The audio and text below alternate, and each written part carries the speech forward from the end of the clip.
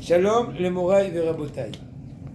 On continue toujours dans la halachot de Shmirat HaLashon et de l'interdiction de raconter sur une personne qu'elle n'observe pas la Torah et les mitzvot. Par exemple, Yaakov Margalit, c'est une personne qui est, Baruch Hashem, assez riche. Il a de bons moyens. Mais malgré tout, il ne dépense pas beaucoup d'argent comme ce qu'il faut pour l'honneur du Shabbat. Baruch Hashem, il va toujours vendredi à 5h d'après-midi, quand les bastotes vont bientôt se fermer des légumes, pour prendre le moins cher, peu importe même si c'est le plus pourri. Excusez-moi de l'exemple. Son voisin, Yosef, qui est conscient de cette situation maladive, n'aurait pas le droit de raconter cela à ses amis sur la Kamtsanout, donc la var de modération, de Margalit. De par ailleurs, Aliza oublie tout le temps de faire la bracha harona. Là aussi c'est interdit. Pourquoi tu racontes ça? Aucun intérêt. Sinon quand c'est sa rabbinite ou c'est son rave, c'est son père, et tu as l'intention, etc., et tu es sûr qu'elle ne fait jamais, et tu es sûr qu'elle n'a pas fait, etc., plein de détails qu'on verra un peu plus tard. Autrement, tu n'as pas le droit. Ménaché ne donne pas à vérification chez Atnez ses costumes.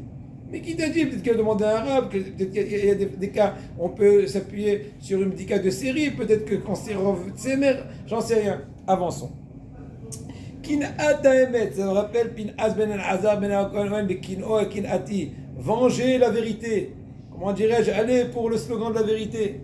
Une personne qui sait que son ami a fait une mauvaise action, il n'aura pas le droit de raconter ça à autrui.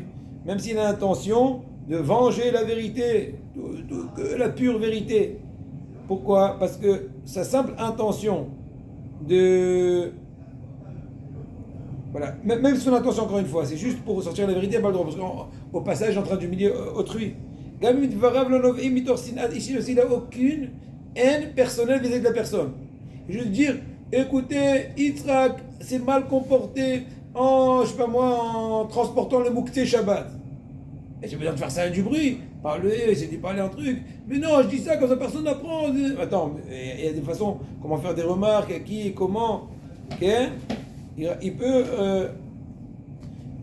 Il n'aura le droit de raconter cette chose-là qu'à une personne qui aura un intérêt de cela, qui pourra le mettre, lui faire la remarque et le renforcer de façon polie, sans l'humilier. À moins que Yitzhak a fait ça en tibour et, comment dirais-je, de façon effrontée, c'est d'autres choses.